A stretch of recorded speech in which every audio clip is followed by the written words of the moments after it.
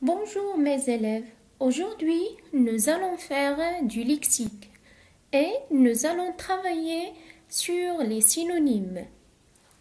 Unité 5, semaine 23.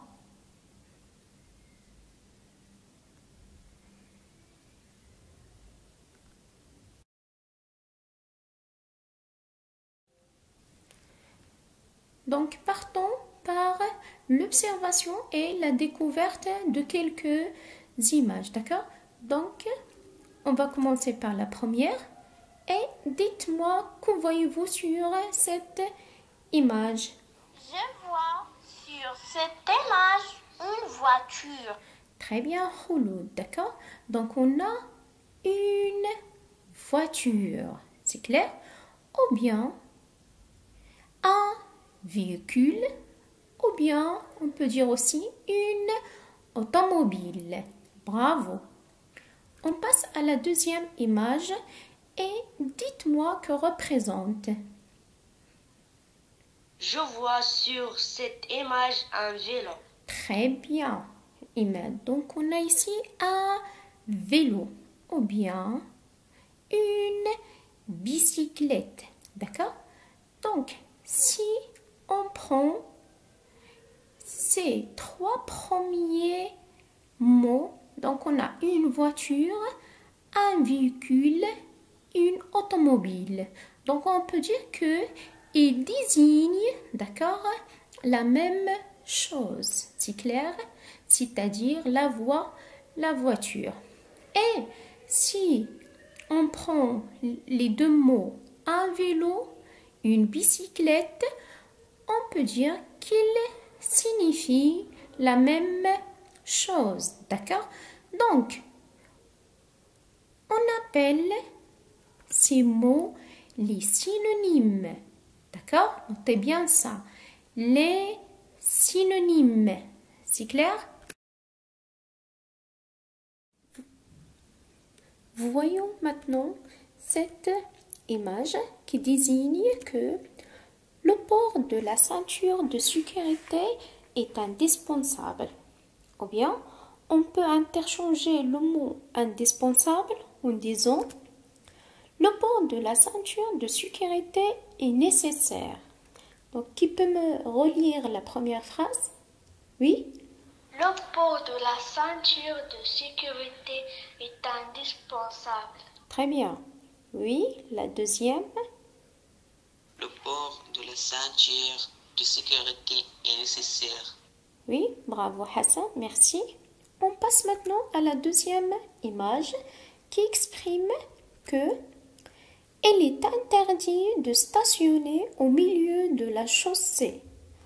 Autrement dit, il est défendu de stationner au milieu de la chaussée. Donc, qui peut relire la troisième phrase? Il est interdit de stationner au milieu de la chaussée. Très bien, Faris. Oui, la dernière. Il est défendu de stationner au milieu de la chaussée. Très bien, Khouloud. Merci. Donc, que pouvez-vous dire des mots en couleur? Donc, ici, vous avez indispensable, nécessaire, et on a il est interdit de et il est défendu de. Donc, on peut dire que ce sont des mots qui ont des sens voisins, on est d'accord? Ou encore, ils ont un sens très proche. C'est clair? Donc, voilà. Donc, on a indispensable a la même signification que nécessaire et c'est pareil pour interdit et défendu. C'est clair? Donc, on remarque que ces mots disent la même chose. Donc, on les appelle les synonymes. Notez bien ça, les synonymes. C'est clair? Maintenant, dans quel livre peut-on trouver ce genre de mots? Voilà, très bien. Donc, dans un dictionnaire de synonymes. Bravo les enfants.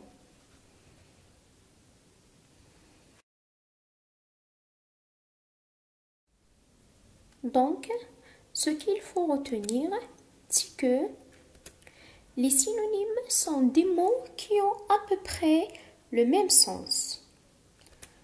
Et les mots sont synonymes lorsqu'ils désignent la même chose, la même personne ou bien la même idée. Il faut bien retenir ça.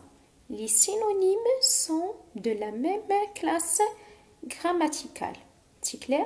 C'est-à-dire qu'il faut savoir que les synonymes doivent être de même nature grammaticale. Je m'explique. Le nom, la route, ne peut avoir comme synonyme qu'un autre nom, pas autre chose.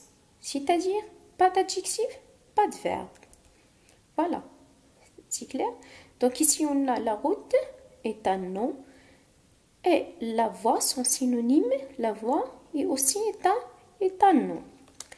Pareil pour un verbe. Pour obtenir un synonyme, on va avoir besoin de donner également un verbe. C'est clair? Donc on a défendre est un verbe et son synonyme qui est interdire est aussi un verbe. Pour l'adverbe, doucement, c'est la même chose.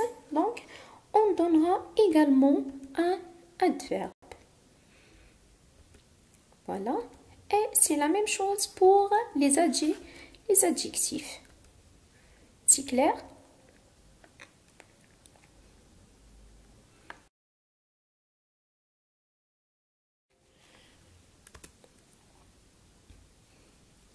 Enfin, nous avons des remarques à faire qui sont très importantes. Commençons par la première. Un mot peut avoir plusieurs synonymes. Exemple, on a l'adjectif beau à plusieurs synonymes comme mignon, ravissant, joli, etc. Pour la deuxième remarque, on utilise des synonymes pour éviter la répétition. C'est-à-dire, lorsque tu écris, tu as tendance à souvent faire des répétitions. Pour les éviter, tu peux remplacer certains mots par des synonymes. Arrivons à la dernière remarque. Donc, on a le sens de la phrase nous permet de trouver le synonyme qui convient. Exemple. Le chien a été battu peut signifier le chien a été frappé. Donc ici, on peut remplacer battu par frappé. Dans la deuxième phrase, on a l'équipe a été battue. Ici, on ne peut pas dire que l'équipe a été frappée, mais on peut interchanger le mot battu en disant que l'équipe a été vaincue. C'est clair? J'espère que vous avez saisi la leçon d'aujourd'hui et n'hésitez pas d'employer des synonymes. À très bientôt, mes élèves.